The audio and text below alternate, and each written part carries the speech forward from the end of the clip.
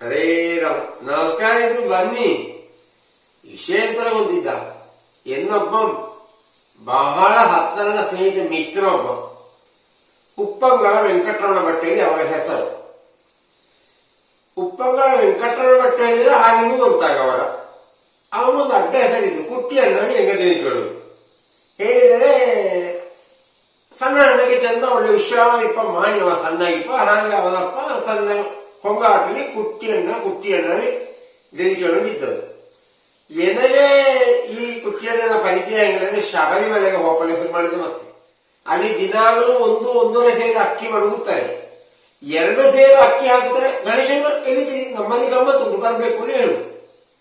ಅವನ ಮನೆಯಲ್ಲಿ ಯಾವತ್ತ ಪೂಜೆಯು ತಿಥಿಯು ಮದುವೆಯು ಭಾರತವು ಎಲ್ಲದಕ್ಕೂ ಎನಗೆ ಹೇಳಿಕಿದ್ದು.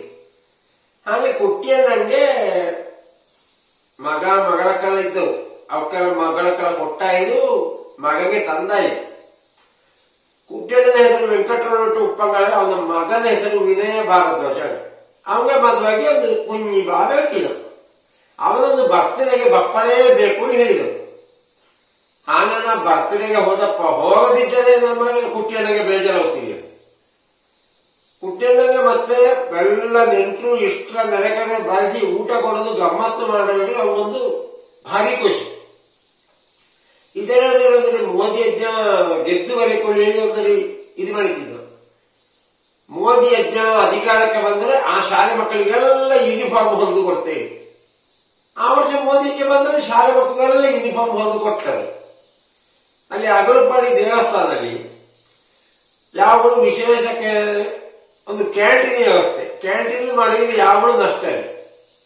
ಕುಟ್ಟಿಯಣ್ಣನ ವ್ಯವಸ್ಥೆ ಇದ್ದು ತಿಂಡಿ ಹಲವು ಬಗೆ ಮಾಡ್ತಾನೆ. ಪೈಸೆಗೆಲ್ಲ ಕ್ಯಾಶಿಯರ್ ಕೌಂಟ್ರು ಅದು ಇದೆಲ್ಲ ಬನ್ಸು, ಗೋಳಿ ಬಜ್ಜೆ, ದೋಸೆ, ಮಸಾಲೆ ದೋಸೆ ಎಲ್ಲ ಮಾಡಿ ಮಾಡುವುದು.